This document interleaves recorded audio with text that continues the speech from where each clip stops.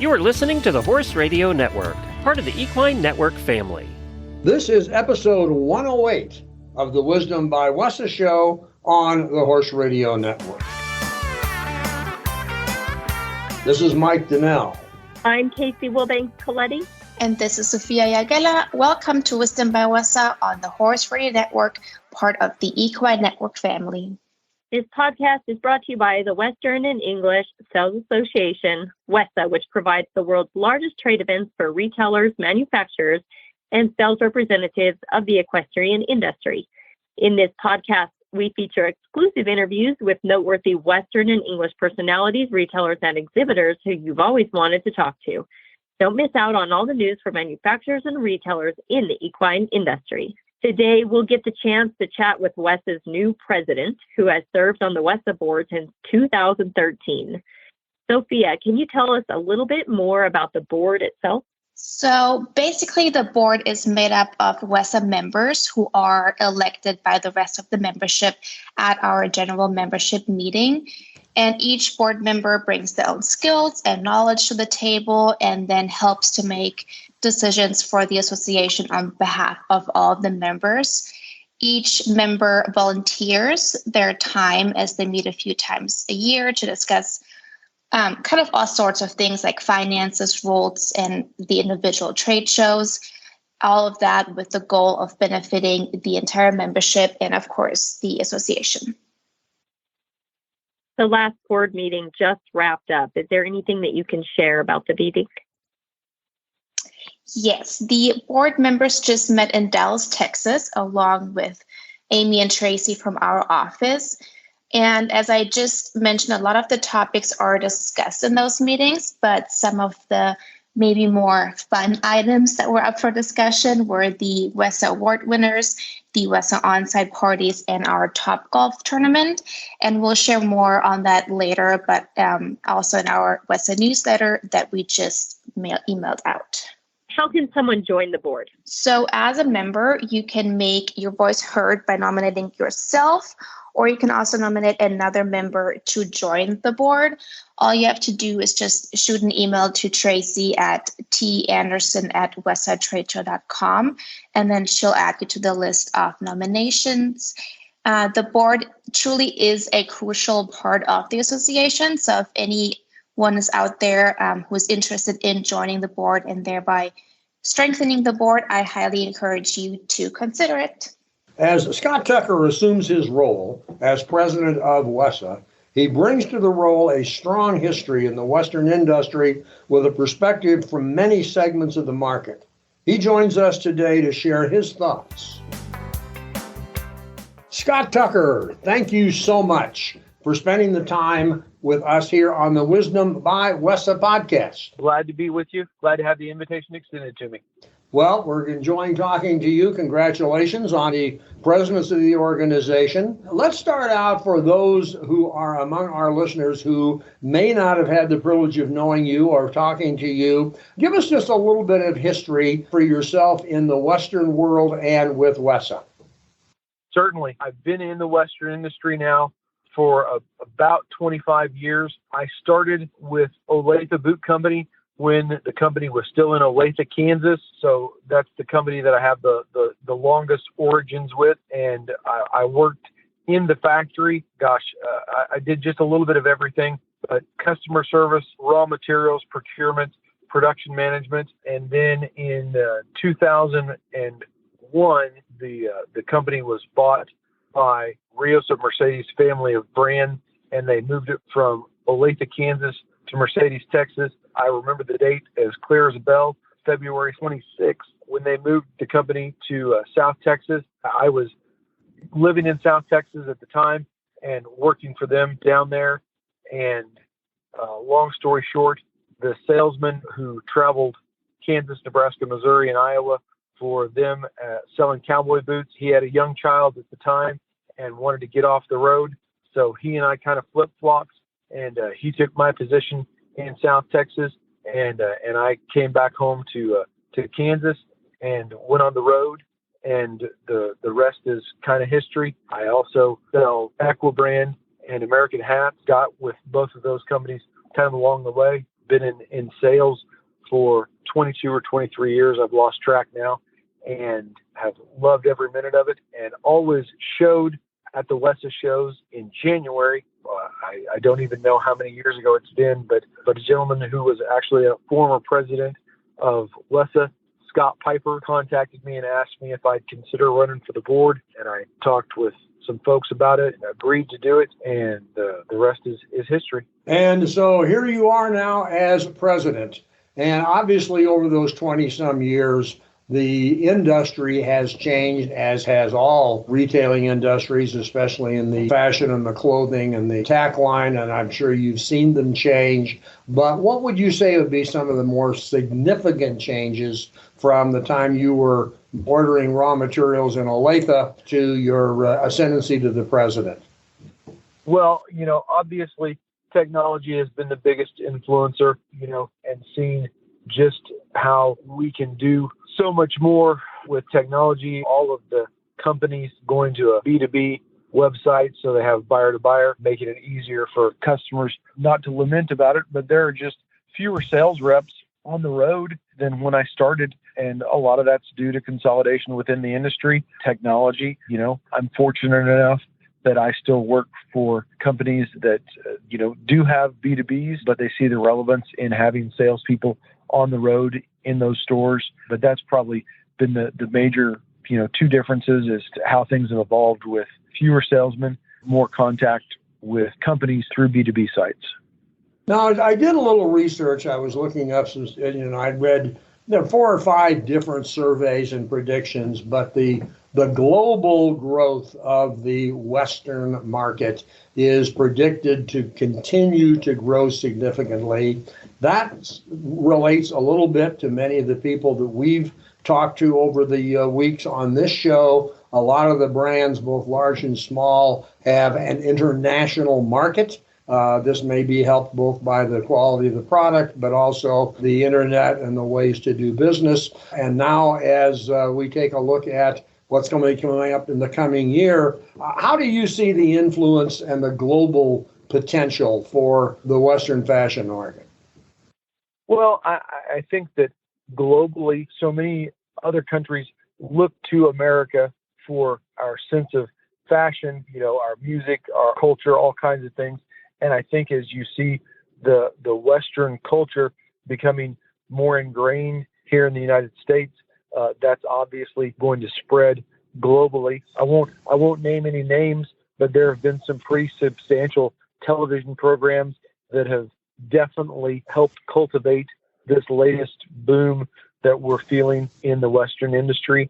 And, undoubtedly it will have a ripple effect throughout the globe. Well, I think you're probably right. And the shows we all know what they are, and the country music is boosting all of that as well. Well, you kind of went where I was wanting to go with it, the future. I hate to bring it up, but COVID, it did one good thing, I feel like, it changed things to where there were more possibilities, and it opened the doors more for, I don't know if I want to use the word remote, but people are utilizing technology more so now than we even did prior to or during COVID. That's one thing that I like to see stick. But Scott, if I could ask you something about the future moving forward, what are your plans? Do you have anything up your sleeve you're wanting to try, something new that's never been done before with WESA, the WESA members, that you'd be able to share with us? The short answer is no. It's all we can do to manage, what we have. I mean, obviously, the move to Dallas has been the most substantial thing to happen to WESA years and years and years, decades perhaps. And I think that was a pretty large move. Kind of feels like we need a little bit of time. Just as an organization, we love being in Dallas, and it's just a matter of doing the hard work to make sure that we can be successful and viable to our customers and the vendors that attend our show alike. Well, for what it's worth, we've done so many interviews with WESA members, and there's one thing that's always consistent, and it's how solid WESA has been. And the members are so confident, and it's really, it's been the the foundation to so many brands' success, so many retailers' success. And so if I could tell you that one thing, the members are very confident in WESA itself, and I'm certain there will be no change in that with you as the leadership either. Well, I certainly hope not. I jokingly said that my goal is to not make a fool of myself over the course of the next 2 years, and to not make a fool out of anybody at WESA. And if I manage to do that, then I think I've accomplished my goal. My goals are a little bit more far-reaching than that. We talk about WESA members already established, but anybody that might be listening to this podcast that is not yet a WESA member, what would you tell them? Funny that you asked that. We just went on, it's called the MAC meeting tours, and we went and saw some of our vendors, and we went and especially spotlighted some of the people who are relatively new to WESA, and sat down and visited with them, and really got a whole list of people who they thought would make really good WESA members, but who weren't yet WESA members. And if anyone's thinking about WESA, I can only tell you this. Being in Dallas, we are now in the undisputed hub of the fashion world at the Dallas Market Center. And so if you have a thought of becoming a WESA member, your product can be displayed not only to Western stores and farm and home stores, Western boutiques and that kind of stuff, but, you can absolutely catch the attention of mainstream retailers, because we have mainstream retailers at WESA, and especially since we moved to Dallas. I mean, they're there for the fashion markets, and so the crossover is tremendous, and we see that as such a benefit to our WESA membership. I have people who come into my booth, to look at cowboy boots or to look at cowboy hats that are from decidedly mainstream fashion stores. I mean, not necessarily places that I would equate with Western. And, they're coming in looking and buying. If you're thinking about becoming a WESA member, just know that our reach goes far beyond the Western industry. We go out into mainstream because of our relationship with and our location at the Dallas Market Center.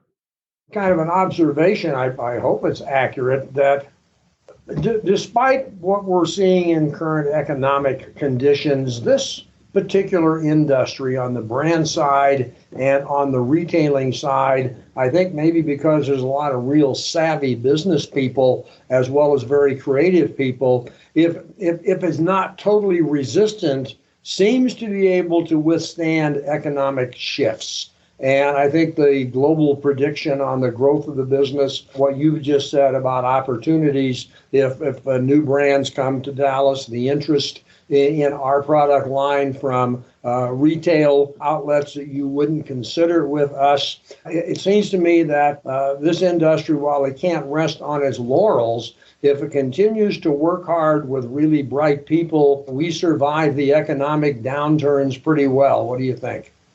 Well, I agree with that, and I'd like to make a couple of points to that. So in regards to, you mentioned COVID a few minutes ago, and we all know that it was a horrible time to live through, but we got through it. But one thing that has come out of it is the fact that people work from home more, and even the people who don't work from home, the people who are going to the office on a regular basis, there has certainly been a shift in the way that they're expected to dress, both from going into the office from a professional standpoint and also from working from home. If you work from home, you dress more casually, denim and a pair of boots and maybe a pearl snap shirt. And that has become acceptable, not only in people who are working from home, but people who are going into the office. They say, well, I'll go into the office, but I'm not going to dress in a suit and tie like I did, before. I just don't have it in me. I don't want to. And most places are so happy to have them adjust their expectations of dress code. And so, boots and jeans and a pearl snap shirt are fairly commonplace now. And that certainly has helped our industry and will continue to help our industry as we just become more of a casual dressing society. And then the other thing that I'll say about the Western industry, I had a retailer who told me this, and actually not to be too dark, but I happened to be in his store on 9/11. When 9/11 happened, I was in this gentleman's store, and he was listening to it on the radio, and I heard what was happening, and I said, "Man, take a rain check on this, and we'll just try and do this some other time." And he said, "Absolutely not." He said, I need to order some stuff. And he was a tack store. And he said, "I want to order some saddles, and I want to order, plenty of them." And I said, "Well, okay. I mean, even, today." And he said, "I want to do it because of today." Because he said, when people are faced with strife, they turn to their hobbies as a form of relief. And so, they start riding horses, they start trail riding, they go to team roping because they don't want to, it's an escape. And I think with the financial woes becoming greater and greater, I mean, it is a determining factor, but I think that you're also going to see people who just want to take their mind off of it and who want to ride horses or go to a rodeo or something like that to take their mind off of it. And so I think that we're real beneficiaries of that. Well, I think we are too, and I think that's a very good observation. Your next year coming up, hopefully there are no major national or international upheavals that our industry has to deal with, and that you and the board are not going to be caught by surprise. I'm hoping, and I think you are as well, that this is a year when you can plan to do certain things and then carry those plans out without having to totally readjust what the marketplace is going to do based on exterior things. I'm sure you guys are going to be very capable should that happen, but I think everybody's optimistic that this will be a year when the industry can grow, when plans can be completed. I think it's great that you're going to have a chance to be at the helm and make sure that all that happens. Well, thank you. I hope so too. I tell people all the time, we prepare for the worst and hope for the best. And so that's what we try and do. We certainly hope for the best, and we'll do everything that we can to try and promote the best things happening. Okay, well, as we close up here, any other comments you'd like to make or observations you'd like to share as you enter your first month of the presidency? I'm just looking forward to a successful 2 years as president. We take great pride in our responsibility to our membership, and just looking forward to trying to help that membership grow and everyone flourish in the upcoming years. Okay, well, thank you very much for taking the time. We'll let you go. You can get back on the road and head to wherever it is you're headed. Where are you headed? I am headed to Waterloo, Iowa. I'm actually pulled over on the side of a highway on my way to Waterloo, Iowa. Okay, well, safe travels, my friend. Thank you so much. Have a great day, guys. You bet. The show notes and links from today's show will be found at wisdombywesa.com. And, of course, if you have any feedback, we'd love to know it. There's a contact link on the website. The Wisdom by WESA show will be published on the 15th and 30th of every month. You can listen on most of your favorite podcast players. You can also visit all the great shows on the Horse Radio Network at horseradionetwork.com. WESA, where the industry meets.